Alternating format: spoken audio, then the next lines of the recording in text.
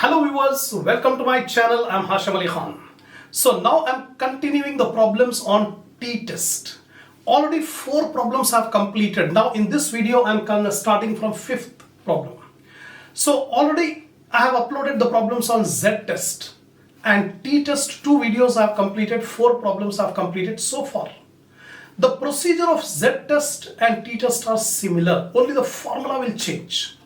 It will not be specified in the problem whether the problem is of z-test or t-test. You have to identify. Large sample test is called z-test and small sample we apply t-test. So when a sample will be large sample, if the sample size is 30 or more, it will be considered as a large sample and we apply z-test. If the sample size is below 30, we consider it as a small sample and we apply t-test. That is the distinguishing point you have to remember. It will not be specified in the problem.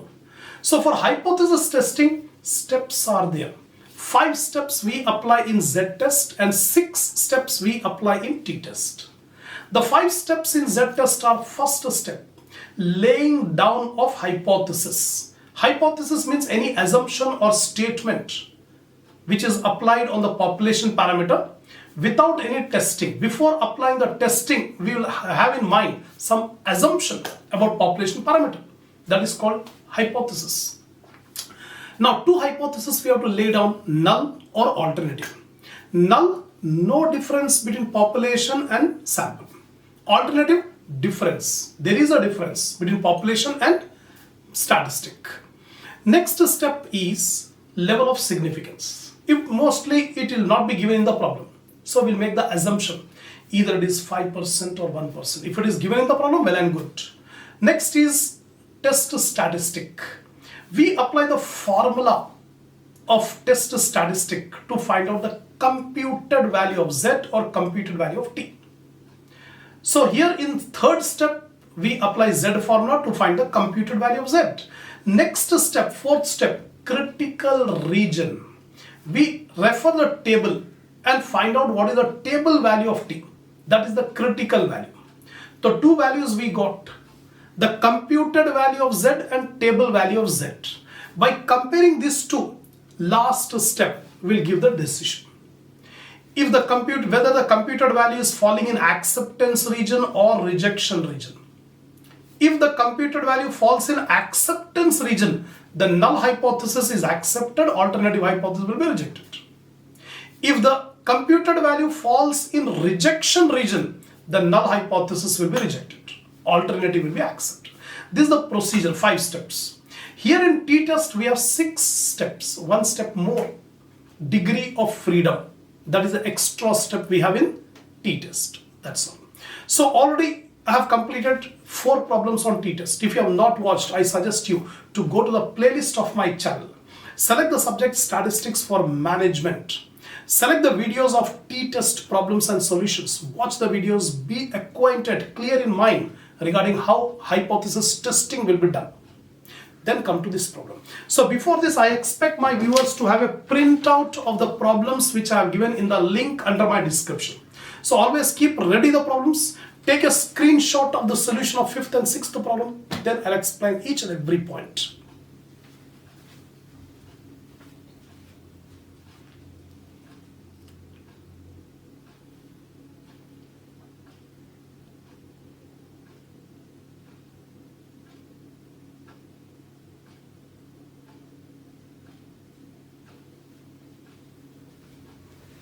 Come on, see the 5th problem. Certain pesticide is packed into bags by a machine. A random sample of 10 bags is drawn and the contents are found to weigh in kilograms as follows. So test if the average packing can be taken to be 50 kilogram. Some pesticides are packed in bags. The machine is packing the pesticides in the bag. Actually, each bag should contain 50 kilogram. But when we take the sample, some bags are below 50, some bags are above 50. So it appears that the machine is not filling properly. Some bags it is filling more than 50, some bags are filling less than 50. So is the difference between the population mean and sample mean significant or insignificant? That we have to check, right? Assumption, null hypothesis, no significant difference between population mean and sample mean. Both are same. Only slight difference is there. That is negligible. That is of null hypothesis. Alternative hypothesis, yes, there is significant difference. The machine is not filling properly. That is the alternative hypothesis. Now, first of all, here sample values are given. The first sample value 50 kilogram, second sample 49, third sample 52, fourth sample 54, like the 10 sample weights are given. So first of all, you need to calculate the sample mean and sample standard deviation. So here I am calculation of sample mean and standard deviation. 10 samples are there. These are the sample number 1 to 10. 10 samples. Then weight. Every sample, how much is the weight? First sample 50, second sample 49, third sample 52. Given in the problem. Same thing. Now first of all, I take the total of x. Total of x 473. Now I can find out the mean, x bar. The mean formula, statistical formula, summation x by n. Summation x 473, n is 10. 473 by 10, 47.3. So this sample mean is 47.3 and sample standard deviation. So now we take the deviations. D is equal to x minus x bar. X minus x bar is 47.3. So x minus 47.3. 50 minus 47.3, 2.7. 49 minus 47.3, 1.7. Like that we have calculated all the deviations. Now square the deviations. That means 2.7 into 2.7. You will get 7.29. Squaring. Then 1.7 into 1.7. You will get 2.89. Like this you square all the values. Minus into minus will become plus. When you square minus sign, it will become plus. So all positive values. Take the total. 64.1 is the summation d square. Now we find out the standard deviation. The formula for standard deviation is summation d square by n under root. All the statistics subject depends on the formula. So you have to remember the formulas. These are the basic formulas for mean and standard deviation. So 64.1 divided by 10 under root. So 6.41 root, you will get 2.532. 2.532 is the standard deviation. Now we got complete information. Now we apply the steps of hypothesis testing. N is equal to 10, sample size. Mu, population mean. Mu stands for population mean, that is 50 kilogram. X bar is the sample mean, just now we have calculated 47.3. Then S, small s, sample standard deviation 2.532. 2.532. Capital S, first what is small s? Sample standard deviation. Sample standard deviation is small s. What is capital S? Unbiased estimate of population standard deviation or estimated population standard deviation, that is capital S. Already I have explained in detail these points in the last video. Now capital S is equal to n divided by n minus 1 into s square, small s square. N means number of samples 10. So 10 divided by 10 minus 1 into 2.532 here, square. Square. So 10 divided by 10 minus 1, 9. 2.532 square. So what you will do? 2.532 square into, that means 2.532 into 2.532 into 10 divided by 9. You will get 7.12336. Under root, you will get 2.669. So we got capital X S 2.669. Unbiased estimate of population standard deviation. Now we'll apply the steps. Null hypothesis HO, symbol is HO. Mu is equal to 50 kilogram. Actually, the machine is set in such a way that every bag must have 50 kilogram. That is the population mean. The mu stands for population mean, 50 kilogram. No significant difference between population mean and sample mean. Alternative hypothesis, mu not equal to. Alternative hypothesis always will be taken opposite of null hypothesis. Whatever you have taken in null hypothesis, opposite that we will take new alternative. Here, not equal to 50, two-tailed test.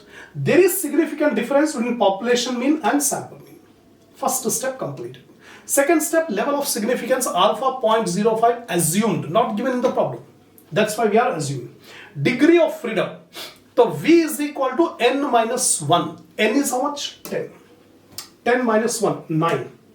Test statistic. Since the samples are small, the test statistic is T, x bar minus mu, divided by capital S divided by root n. Capital S divided by root n. So x bar is 47.3 minus mu is 50, divided by capital S we got 2.669, divided by root n, root 10. So 47.3 minus 50 is minus 2.7. 2.669 divided by root 10. Root 10 is 3.1623. So minus 2.7 divided by 2.669 divided by 3.1623, 0.844. So finally T value is minus 3.2. This is the computed value of T. Now we have to find out the critical value, table value, critical region. The table value of T at 5% level for V is equal to 9 for two-tailed test. So critical value depends on three things. First of all, level of significance. We have specified level of significance 5% here. And two-tailed test. And V is equal to 9. Degree of freedom is 9. Is plus or minus. This plus or minus we have written because it's a two-tailed test. It's a two-tailed test, that's why plus or minus. Rejection region will lie on left side as well as on right side. Not table value. I have given this table in the PDF in description. In description, last line you will find the PDF of table T table. Take a printout of this and keep it ready. So here, what is the degree of freedom? 9. So 9, row 9. In the row 9, under 0.05, 5% means 0.05. Two-tailed test means same column. Same column. So 9 degree of freedom, 0.05, you will find 2.26. This 2.26 is the critical value. So the critical region lies for T less than or equal to minus 2.26 and T greater than or equal to plus 2.26. That means critical region will lie on left side minus 2.26, right side plus 2.26. The decision, last step. The computed value of T minus 3.2. The computed value of T is minus 3.2 is less than the critical value. Critical value is minus 2.26. We are not seeing the plus sign because our computed value is negative. So we compare with negative only. Positive we will not consider. So negative minus 2.26 or below will go in rejection region. Minus 2.26 or less than minus 2.26 will fall in rejection region. Our computed value is minus 3.2. Minus 3.2 is less than minus 2.26. So it falls in rejection region. The null hypothesis is rejected. Then alternative hypothesis is accepted. So here you have written null hypothesis, no significant difference. This is rejected. Alternative hypothesis, there is significant difference between population mean and sample mean. This is accepted. So finally, there is significant difference between population mean and sample mean. That's all. This is the problem number 5. Now, sixth problem. It is different one. Previous problem we have compared the population with sample. Now we are comparing two samples. Formula of T will change. Steps will remain same. A company is interested in knowing if there is a difference in the average salary received by foremen in two divisions. A company is having two divisions, A division, first division and second division. The foremen are working in first division and also foremen are working in second division. The company wants to find out whether average salary of foremen in first division and second division are same or not. Null hypothesis, same. No significant difference between the average salary of first division and average salary of second division. Alternative hypothesis, yes, there is significant difference between the average salary of the two divisions. Accordingly, samples of 12 foremen in the first division and 10 foremen in the second division are selected at random. Based upon experience, foremen's salaries are known as approximately normally distributed and the standard deviation are about the same. Now, first division, second division. Sample size 12 in first division, 10 in second division. 12 foremen's salary we have selected in first division and 10 foremen salary we have selected in second division. Average salary x bar 1 is 1050, x bar 2 is 980. Standard deviation small s1 is 68, small s2 is 74. This is the data given. Two divisions, 12 foremen in first division, 10 foremen in second division. The average salary in first division x bar 1, average salary in second division x bar 2. Standard deviation of first division S1 and standard deviation of second division S2. This is what given in the problem. So in the usual notation, we are given N1 is equal to 12, sample size. N2 is equal to 10, second sample. X bar 1, average salary of first division 1050, average salary of second division X bar 2, 980. Standard deviation of first division 68, standard deviation of second division 674. Now we apply the testing.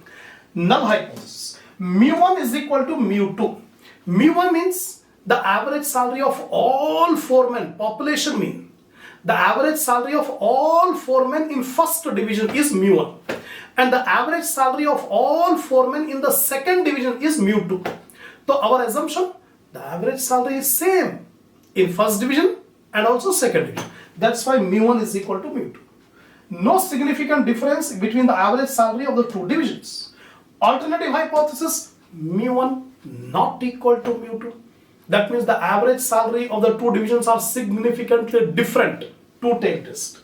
Now, the average salary of the two divisions are significantly different. Now, level of significance not given in the problem, 0.05 assumed. Degree of freedom. Here the formula for degree of freedom is different because we have two samples. Here we have only one sample. So degree of freedom was n minus 1. Here you can see V is equal to n minus 1. If only one sample is there, n minus 1. When two samples are there, n1 plus n2 minus 2. So V is equal to n1 plus n2 minus 2. 12 plus 10 minus 2. Here 12, here 10. 12 plus 10 minus 2, 20. So degree of freedom 20. Test statistic. Since the samples are small, the test statistic is T is equal to x bar 1 minus x bar 2. Two samples are given. That's why x bar 1 minus x bar 2. Divided by S square under root S square bracket 1 by n1 plus 1 by n2 under root. This is the formula to be applied when two samples are compared. Here two samples are not compared. Here sample is compared with population. That's why T formula is this one. X bar minus mu divided by S by root n. This formula will be applied when sample is compared with population. Here we are comparing two samples. So x bar 1 minus x bar 2 divided by S square bracket 1 by n1 plus 1 by n2 root. What is S square? n1 s1 square plus n2 s2 square divided by n1 plus n2 minus 2. All the values we have here. Substitute. n1 is 12. S1 is 68 square plus n2 is 10. S2 is 74 square divided by n1 plus n2 minus 2. 12 plus 10 minus 2. First of all, 68 into 68 into 12. You will get 55,480. Plus 74 into 74 into 10. You will get 54,760 divided by 20. So finally, S square is equal to 5512. We got S square value. Now we apply in the formula. T is equal to x bar 1 minus x bar 2. 1050 minus 980 divided by S square 5512 into 1 by 12 plus 1 by 10. So 1050 minus 980 is 70.